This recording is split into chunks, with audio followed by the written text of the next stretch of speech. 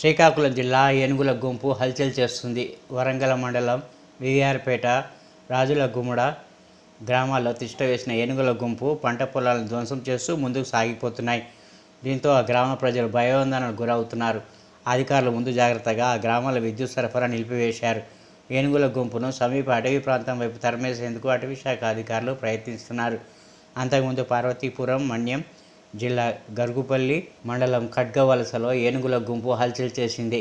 వారం రోజులుగా బలిజపేట, సీతానగరం మండలంలో సంచరించిన ఏనుగులు నేడు ఖడ్గవలసలో ప్రత్యక్షమయ్యాయి. గ్రామంలో ఉన్న రైస్ మిల్లులకు చొరబడ్డ ఏనుగులు సామాన్యుని ధ్వంసం చేశాయి. రోడ్లపైకి వచ్చి వాహనదారులను భయభ్రాంతులకు గురి చేశాయి.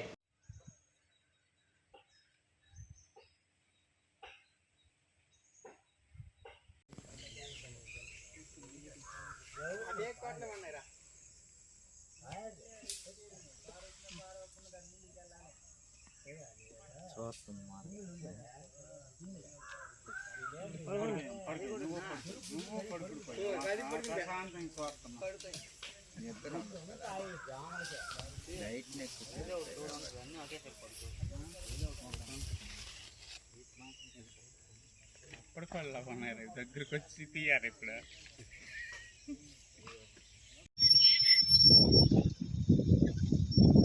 అది